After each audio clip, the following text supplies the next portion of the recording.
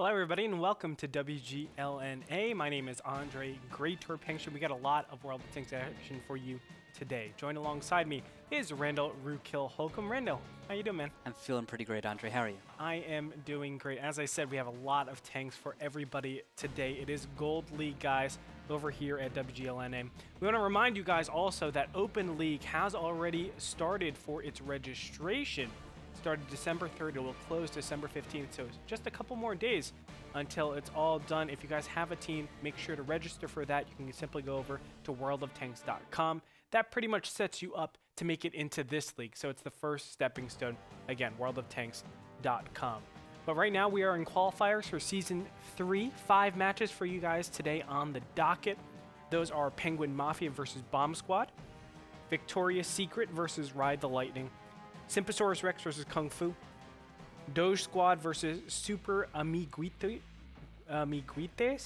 and Game Over Insert Coin versus C'est La Vie. These guys will be competing in 742 format. Rookkill is here to explain us that format. Exactly. 7x42 format is 7 players per team with 42 points allotted to each team. Every tank is equal in points to its tier. So tier 8s are with 8 points. And every match is a best of 5. If we don't have a winner by the end of a best of 5, we will go to a shootout, which will be on Malinovka, standard 742. Line them up on the 3 and the 5, and the admin will declare when to fire. If anyone fires before then, we will have to disqualify someone and declare a winner right then and there. That's right. But hopefully we don't get into any of those shootouts. I always like some decisive win, and I think a lot of these teams have been really performing so well, and we've seen that 3-0s, 3-1s, a lot of really cool stuff. We want to remind you guys to join in on social media, twitter.com/WGLNA or facebook.com/WGLNA. And remember, you can go over to our site, WGLNA.com. But the first map has already started. It will be Himmelsdorf again with Penguin Mafia versus Bomb Squad. Let's get into the first game of the night.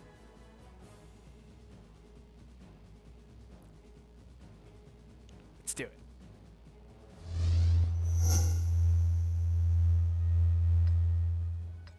Taking a look at these tanks, got 2 5100s, 3 IS-3s for the side of, I'm thinking that is that Bomb Squad?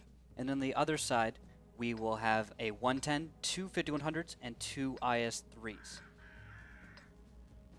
That's right, the 110, we've seen this interchange with the IS-3 a lot. A lot of the same, I would say, like, roles, in that it is supposed to be that tanking, high alpha type of tank. But at the same time, it has different strengths, side armor against frontal armor. You could say IS-3 has better side armor, or that spaced armor rather, and the front is in favor of the 110. As it stands right now, it is 6 tanks versus 7, so we do have just a little bit of a problem over there for the red side. But as we have it, we have west side play from both these teams. T1 by Bonsai going up very aggressively, going to be hugging this corner and proxy spotting as best as possible. Oh wow, and spotting will happen from Serenity in the 5100, and North Silver Fox also lit up. This entire push is revealed, and wow, Paul Ball in the T1 is going to play it bold and just push straight down. Death Warmed over, taking the first hit. Second hit down to 783. He will maybe get focused, but other members of his team will continue forward, leaving him behind. He is tracked and trying to screen. First shots fired, nothing connects on SYNTP. Death Warmed over might go down very early in this fight, down to 8 hit points. Oh, that's really unfortunate. I mean, this is a great setup so far for Bomb Squad, as they are starting to get flanked now. Rox is coming around the corner, so Snip is going to push up a little bit, misses on Death Warmed over, and it looks like they're going to keep rotating, but Actub is right there to look out for Rox. Is he going to get the connection? Yes, he does.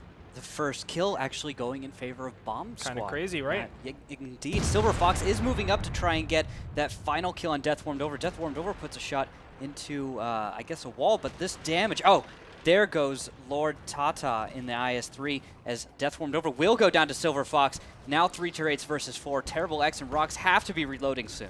Serenity, though, is being gunned down over here by the 110. Some ramming damage might do the end of this. 22 hit points left, but he gets a big shot in return. Loose change is going to clean up the remaining hit points of the 5100. As it stands right now, it is a tier 1 advantage so far for the red team. That is Penguin Mafia, but can they close it out? It is Silver Fox, who's pretty healthy, and Hellgrind right now, who's I would say, pretty trapped at this point. Red base is under attack as we speak with those T1s coming into play. Yeah, Loose Change is going to engage on Silver Fox. It looks like Loose Change is just going to run straight past Silver Fox. Oh! Beautiful track shot. It's a track shot, but it's not a track damage shot, which is really what you need. But can they get over there in time? Of course, those T1s, Bonsai and Paul Ball, are going to just hide behind the corner. 15 seconds left. Is it going to be enough time? Where are the red tanks? Terrible X in the 5100 is on the way back. He may make it back in time, but 9 seconds is going to make it really close. He is getting there. Maybe 5 out. He's going to have to shoot. So he's going to have to shoot. Will he make it? Snapshot. 1 second, 0 seconds, and yes! He gets it! Oh man, that was so close, but at the same time, at the other side of the map, we have the IS-3 Silver Fox going down, and it's just Hellgrind left in his 5100. Now it's against 2 tier 8 tanks. Can he do it? In fact, he can. He just needs a lot of luck here. Yeah, and in the meantime, they did take 5100 rocks down. So good job there, but Loose Change is still unable to take a hit. He's at 808. The last time we saw him getting tracked, he was up at that health. Just no connections onto him. I'm going to have to look at him at the end of the game. This 110 is carrying hard. Oh, yeah, definitely so. Things are kind of interesting right now. I would have said that Bomb Squad would have came out of that advantageously. I mean, there was a big 3-line push from the red team. It really looked like Penguin Mafia was just so far out of position. But as it stood, they ended up winning somehow, and not only winning, but taking the first tier 8 tank down. And I think that was a little bit unlucky, of course, with, who was that? It was, Death Warmed Over not getting taken down. Yes, Death Warmed Over. I mean, that guy, talk about RNG, too. We could say that. But, I mean, him not going down right away, that was a brutal blow because he was still able to put out a little bit of damage. I think he did miss a lot of shots. And he absorbed more damage as well. I Yes. saw a bounce onto him, and at the engagement range of about 200 meters, I mean, with the way these heavies are playing, you can expect bounces like that to happen. Now the cap will begin. Blue base under attack. There are 2 tier 8s on there. They just want that tier 8 to come. They want this 5100 to come back. He's going to have to, of course, but he's also been spotted, so that really ruins his chances of getting any kind of surprise shots off. Yeah, and this is tough because I think approaching from the 5 line would be the best on Himmelsdorf, but now that he has to approach from the A line, this is just going to give corner games, and playing corner games at the 110, it's not going to go well. Hellgrind, he's relying on some sort of surprise to redo this. Oh, Terrible X. Taking a shot from Loose Change. He does focus on Loose Change. Terrible X is going to have to actually back up in order to get a shot. Hellgrind will back off after resetting. Now Terrible X is going to go around on him alone, and they're going to begin trading, but no, he's going to take down Hellgrind. Down he goes. GG Penguin Mafia. Very well played by Penguin Mafia. The fact that they were able to execute that very aggressive strategy tells me they just have a better sense of brawling. We saw even a T1 down for Penguin Mafia, and they were able to pull it off. Some really cool stuff. I gotta say, or I gotta ask you right now, Rookkill, how did that 110 really do? He really did fantastically. If we go into the post-game screen, he did 2,619 damage and absorbed just over his actual hit points, 1,680 potential damage done to him. He was left at about half health as well. So he really did work in this tank, and we can see the 110 proving its viability just here. What went wrong for Bomb Squad, or the Bomb Squad? What is it that made it so an aggressive push down the 3 line with all of them being set up failed? They weren't able to really materialize any advantages when it felt like they should have materialized an advantage. It looked like that to me as well, and I think it was the missed shots, those bounces, and that IS-3. He lived at like 8 hit points for the longest time. You can't let a tank live that long just for a mountain of reasons. Well, let's take a look at even potential damage received, and let's see if that actually justifies it. And we can see Death Warmed Over. You are absolutely right. Like, look at that ridiculous potential damage received. 3,120. That's more than 2 IS-3s worth of damage. Yeah, that's a whole lot of tanking. And it was a good job by the rest of his team also to continue past when he was tracked and not to get stuck or bogged down once they saw that they were under fire. And that doesn't even count missed shots as well. I'm sure there were missed shots on Death Warmed Over just trying to kill him. That final blow, nobody was able to do it. Of course, well, someone was. Silver Fox eventually was able to get that kill, but it was a little bit too little too late. I mean, that's a whole other tank that they could have killed. The fact that they bounced or ricocheted that many times, really, really unfortunate problem right there for Bomb Squad. Well played by Death Warmed Over. even well played, I would say, from Bomb Squad. I mean, they had theoretically the right stuff in place, but they just didn't have the tankers making those shots at every single time. But now we move on to Ensk. Let's go ahead and jump into it as the match has already started. We're still going to see a T1 down, but a 5100 IS-3s and a 1390 for the side of Penguin Mafia. The other side, Bomb Squad, is going to bring a 110, a 5100 IS-3, and look at this, a Waffle Tiger and 1390. No, that's Penguin Mafia on the right. That's Penguin Mafia on the right-hand side? Oh, I got that mixed up. That's okay. Okay. Important to note that the Bomb Squad is another team of Refuse to Die. Yeah. They're all from Refuse to Die clan. Very So cool. Yeah, they went and started their own little clan just for tournaments so that they could really focus on that instead of getting in a Clan Wars clan and being drawn into that. Because that really takes away from your time that you dedicate to this game. And man, if there is a hard-working team that I would give a stamp of approval to, it's definitely going to be the Refuse to Die folks. I mean, they really impressed me from the beginning of Season 1 WGLNA till now. So really, really glad to see the rest of their clan getting in here and trying to make it for Gold League. Yeah, they started up this clan just for tournaments. To really show how serious they were, and they recruited a whole other team just for this. Well, right now, we do have East Side versus West Side. West Side for Bomb Squad. They got Bonsai over here in the East. Going to be checking for any shenaniganery that's going to approach here. Pretty soon, you will be able to see these IS-3s approaching, as I saw on Randall's screen. You will find the shenanigans in due time. What are the shenanigans? The shenanigans are actually going to be somewhere around an 8-9 line push. Lord Tata is actually going to just push straight down the line. He's leading the rest of his team by about 20 meters and then 100 almost for the rest of them. And he breaks into the wall to break back out. I guess, is he not spotted yet? No, they're all spotted. Okay, finally. Lord Tata, Loose Change, and Rocks are all spotted. And that T1 is spotted. Terrible X, gonna just say, It's all right. He is the autoloader. He doesn't need to waste a shot. 110 and IS-3 can take that down. Hellgrind is over here in his 1390, ready for Terrible X. I have to say, Terrible X has been a very standout performer to me in the past. His 1390 driving, his 1390 skills have been incredible. I'll be really, really happy to see him in the league. We'll find out if that actually happens. A long way to go for that. The Bomb Squad have set up to defend against this potential camp fast, but right now it's just an even up T1 against no T1, I would say. There is no pressure that's being put on, although Paul Ball is all the way on the other side. I like this, just to tell them if there's going to be another rotation from west to, or rather east to west, and also in case of emergencies, he's there to put some cap pressure on. I like the fact that he's not putting cap pressure on because there is a 1390 out on the field. Hellgrind is realizing that and says, okay, back off a little bit. Let me give you a little bit more space. If Terrible X is over there, I'm going to be able to one-on-one him. He can maybe help me out a little bit later. Although he won't just be 1v1ing because Penguin Mafia is returning to base. After they got spotted, they realized their element of surprise was gone. And now they actually find Hellgrind. All 5 tier 8s are here. Terrible X is going to try and... Looks like he wanted to close the distance, but he's just going to stop. Lord Tata might be able to line up the first shot, but Hellgrind, no, he's just going to slip away. Okay. Yes, he is. So, things got a little bit dicey there. I felt like Hellgrind could have put a shot on Terrible X there, but he was just playing a little bit more passive, and I agree with that. Wants to just settle his shots at all times. It was a very, very tight shot. I don't even know if he had it 100%. Yeah, it's better not to try and trade in this situation. I mean, you're 1390, you've got so little health. You don't want to get caught out by the Waffentrager or even one of the IS-3s. That hurts so much. Oh, yeah. I guess we should talk about that just based on the lineups. You were talking about the Waffle Tiger over in by Death Warmed over here. I mean, I've been playing it. Yeah. You've seen me play it.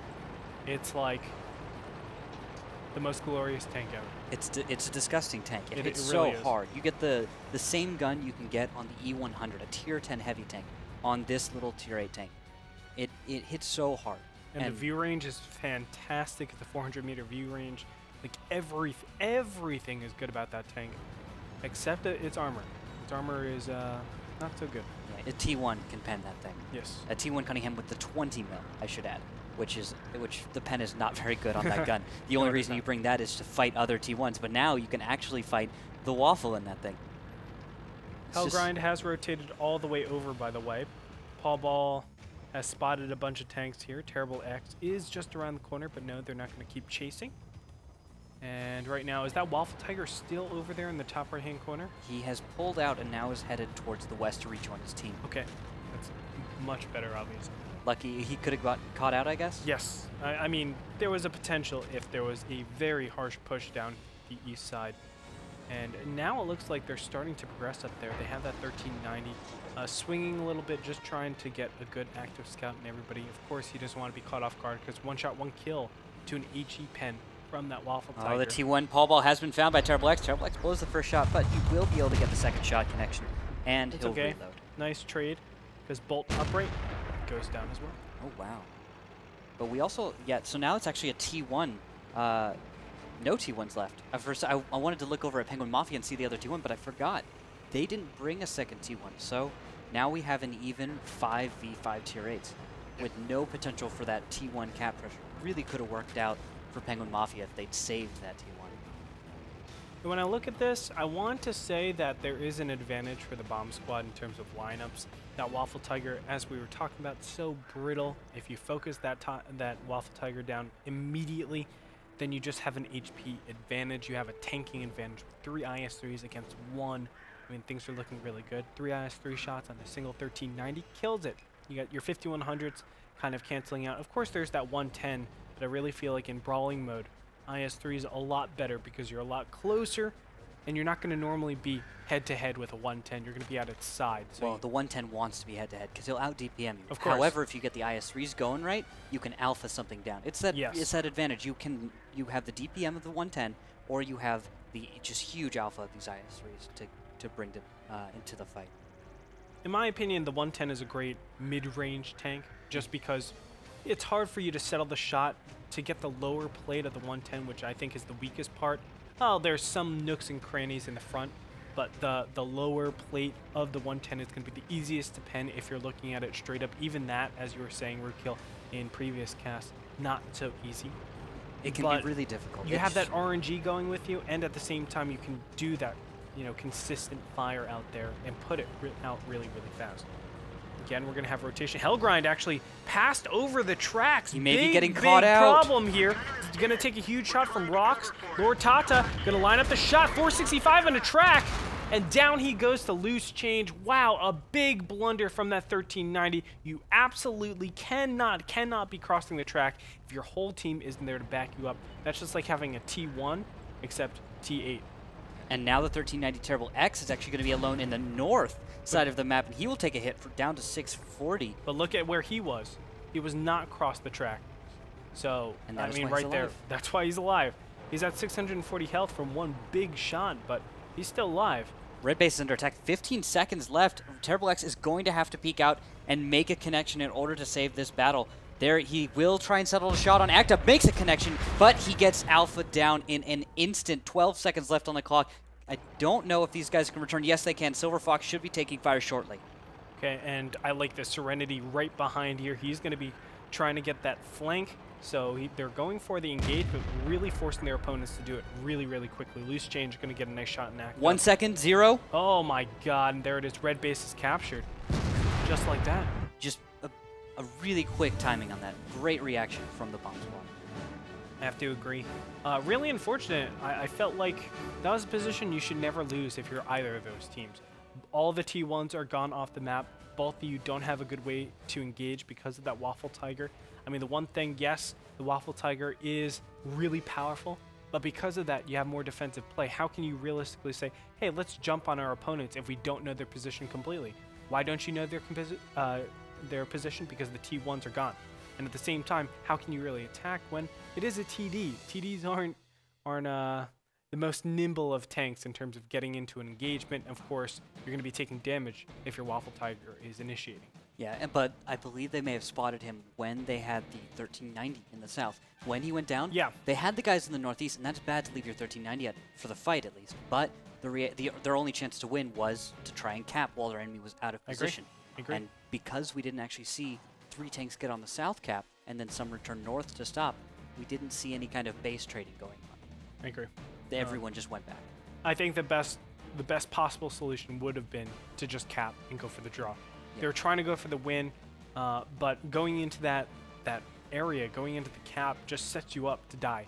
And it's kind of crazy. Normally, you wouldn't say that, especially on Ensk, but in these positions, I mean, if you're going up the 5, 6, 7 lines, you're going to die. It's just one firing lane that's super easy for any tank to just deny incredibly fast.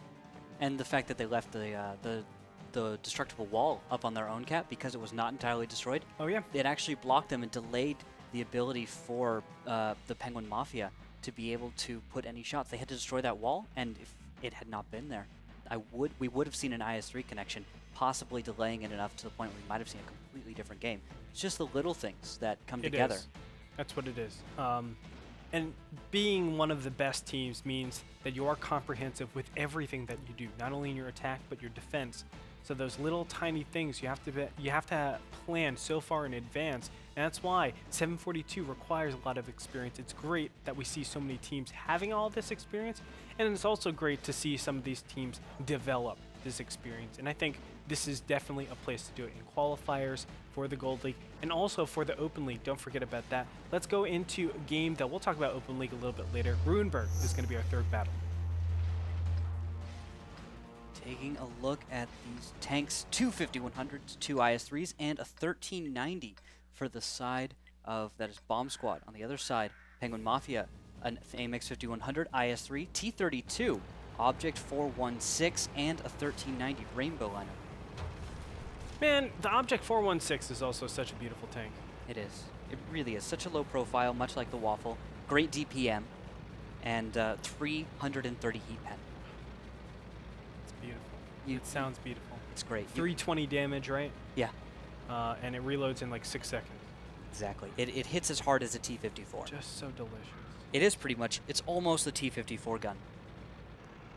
Hellgrind and Terrible X are going to meet up in the center of the map. Don't worry, they're not going to fire on each other because it's still another 10 seconds until they're fully reloaded. Reloaded now. Just now. At 9:20 is exactly the timing you should look for when 1390s will be reloaded. Well, depending on crew skills. Depending on crew skills. Yeah, if they're like 100% with no extra crew skills, then it's like a little bit longer. At 10 seconds you're talking about. I am assuming a little bit. It's like give or take. I guess. Well, I think we could play it safe and say about 15. Sorry, 9:15 and 1390s could be reloaded. But when we get into the regular season, it's going to be about 9:20. Sure. Yeah. And that's because they have complete unlocked accounts. But look at this really cute play, a one-line push. We see this all the time on this map, Ruinberg. A great place for the south to cap the north side. There's a lot of different ways that you can cover the cap or screen the cap to make it very hard and very difficult for your opponents to get across. And I love the active scouting. You can see Hellgrind still active scouting over here until ding ding. There's the first spots. 5100s in the north are spotted as they get onto cap. Active will block for some T1s. And actually, no, it doesn't look like he will actually block for T1s. Oh, T1s are going to go somewhere Serenity else. getting chewed up right here. 804 hit points. They are going to be screening for these T1s, but they do need to push out a little bit more, I think, just to take a little bit more room. But they can see the Object 416s, the IS-3, the T-32, and the 1390 just so far away. And I love this Hellgrind even being a big nuisance. Ammo rat. Oh, that's a T1. I thought it was a tier 8, but nope. Just bolt up right in the bush. He was spotting this. Oh, Deathborn Dover gets tracked just before he's able to get to cap. And actually a huge reset down to 19, 12 it's okay. seconds. No. You have to be careful. It's very misleading at times. Terrible X trying to get in here. Can he get there? No, he gets gunned down super fast. 4 seconds right now. They got to get that 5100 or the T1s. 1 second. They get the 5100. 3 seconds left, though. These T1s have all the points of the T32. Can it get in there? No. Red base is captured. Bomb Squad will take it 2-1 right now. A great offensive move by them. I love the 1390. It was a big mind game. It was a little bit of a gamble, but it really, really, I guess, punishes your opponents for not having their own very active 1390s. If they do not see any other tanks but that 1390, you have to be very careful of 2 things, a 0-line push and a 1-line push. Those 2 things are what you really, really have to look out for, because if you're not seeing any other tanks, you're saying, where the heck are they? And they show up, and it was actually a really good job on that cap. I really love that. They showed up and actually put up a firing line up for the approach, and then the 1390 screening delayed so much. Oh yeah, Hellgrind played beautifully. It was suicidal, but it was beautifully. Let's go ahead and look at team score right now, and we'll check it out. Hellgrind, he only got off 752 hit points, but it was all worth it because he's stopping the approach as best as possible. Then you got the IS-3s in front, of course, the 5100s as well. Serenity playing beautifully. I mean, it really all came together, and it also punishes the very immobile lineup of their opponents. And we can talk about that. It's the 5100 T32 IS-3 Object 416. I would say the T32 and IS-3s are the two slow tanks, and then you got 5100 and 416. If they're all over in the Delta Village, you have a big problem with returning to base. Yeah, and the thing is, the 1390 even tracked the 416, the fastest tank that could have gotten back. I loved when I saw that. When I saw that, I was following the 416. I knew he was going to be the first one to get back. He was crucial to stopping the count. He took a huge amount of damage, down to 8 hit points before he got back, and he got tracked by a 1390. So I really have to give MVP for this one to Hellgrind, and he blocked a 1390 at the same time. That prevented any kind of flank, because the 1390 instantly should be flanking, so that you can get that crossfire, get the T1s out that are very important to the cap. I'm thinking of ways to approach that, and I really feel like perhaps the T32 was slightly misplayed. I think the T32 should have been in hold down position, poking out a little bit more.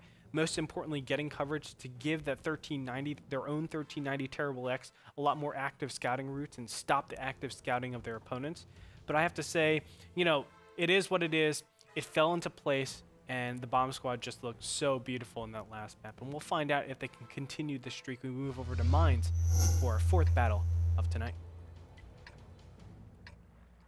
Looking at the tanks, 2 T69s and 3 1390s for the bomb squad. I really like that lineup. Highly mobile. On the other side, a T32, Pershing, 2 1390s, and a WZ-132. Haven't seen that in a while. Definitely. So, south side will be bomb squad, north side, Penguin Mafia.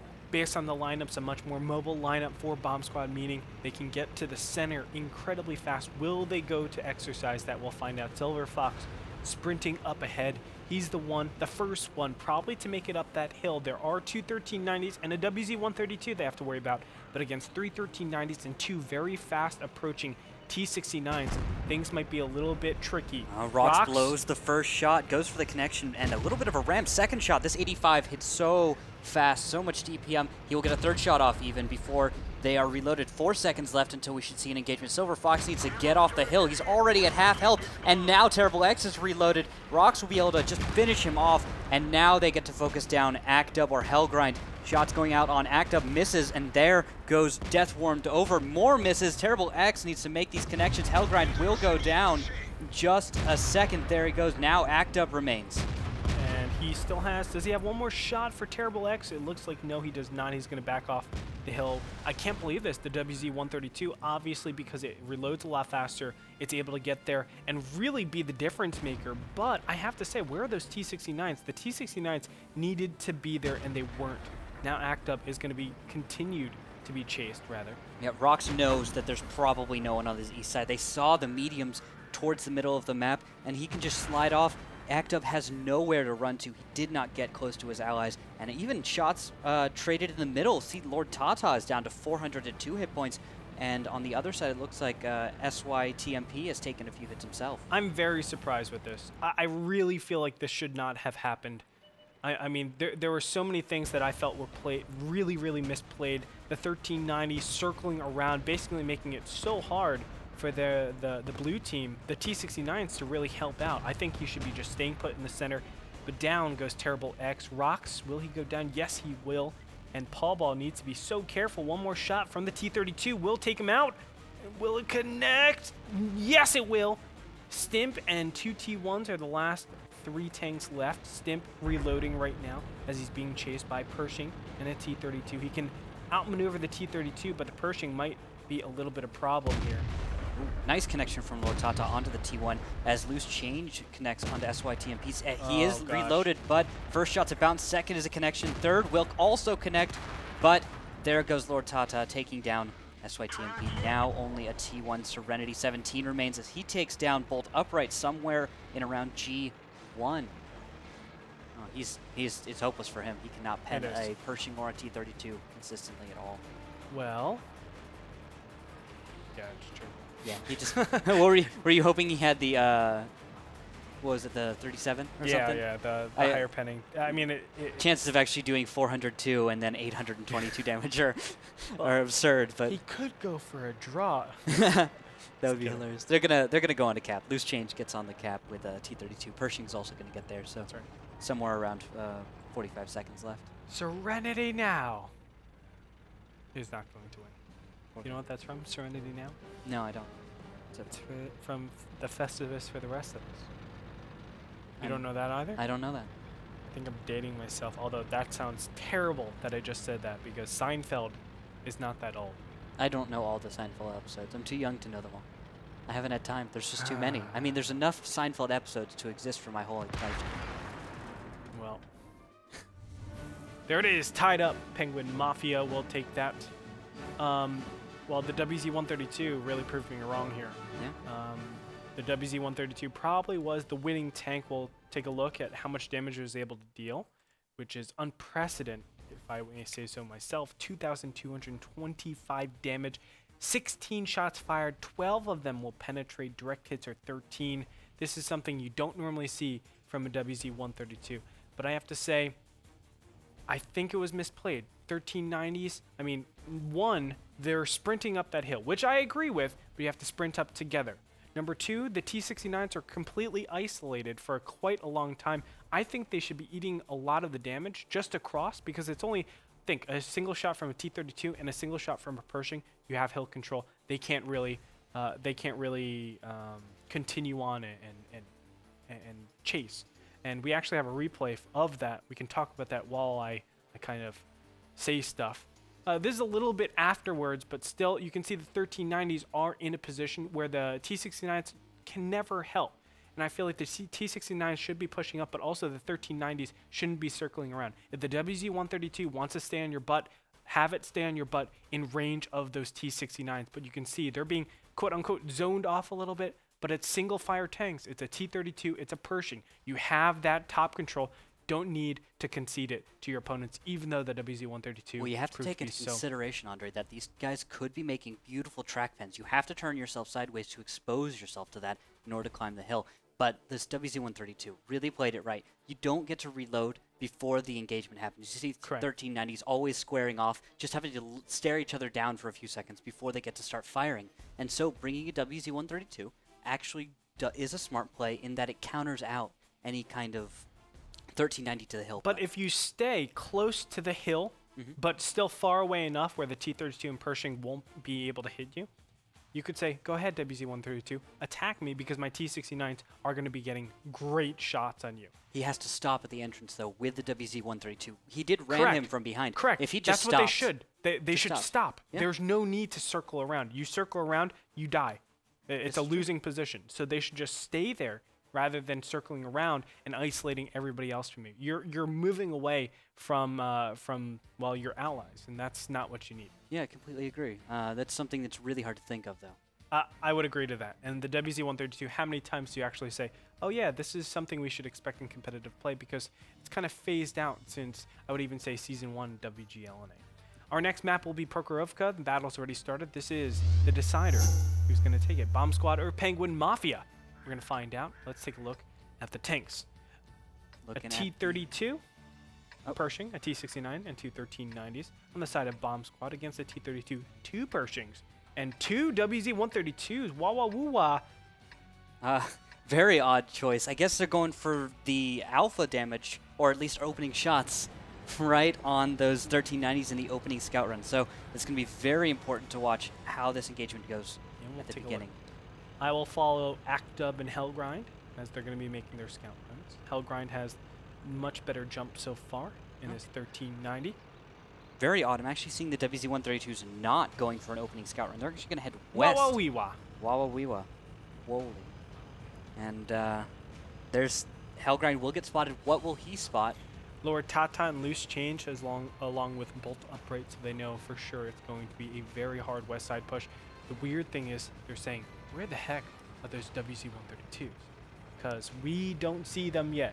And then for them to not be in the center should give all indicators that they're all the way over to the one line or super far back. Does it make sense to be super far back poaching? I would say no.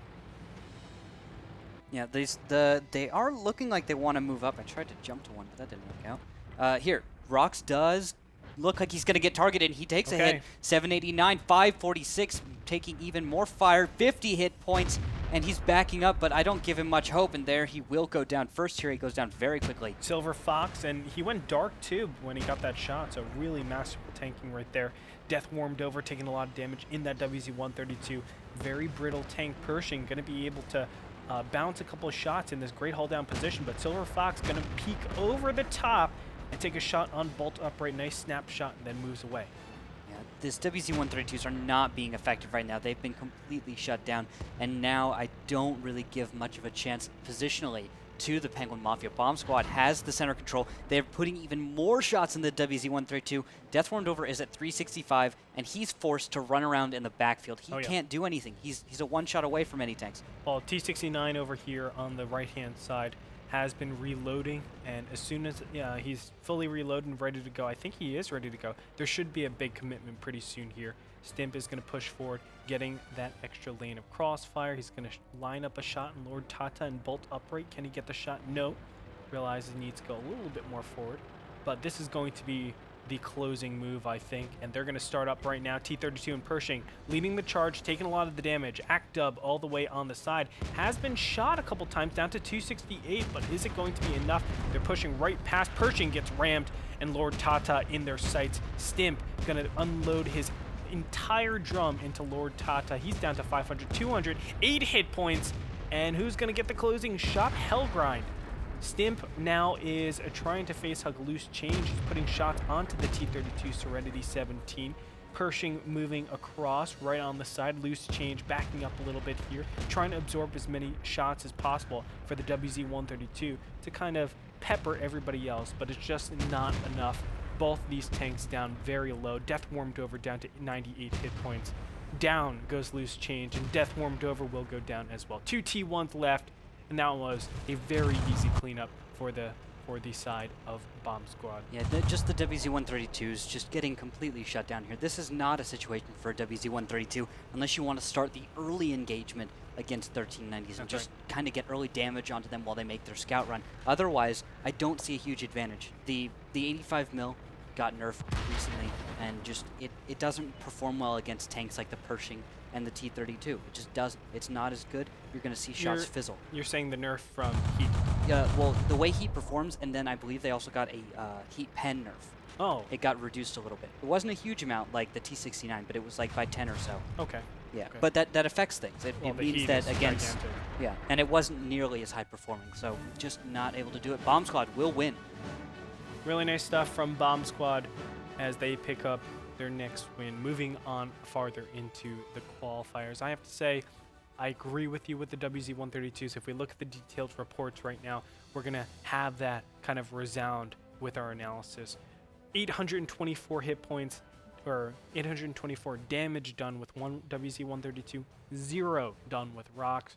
You can see how brittle they really are. Lowest tier 8 hit points, I would say, in competitive tier 8 tanks. Yeah, it's fairly soft tank. I don't think it's quite the softest, absolutely, but Who's the softest? It's in competitive play. Oh, in competitive play, this one hardly makes it into competitive play.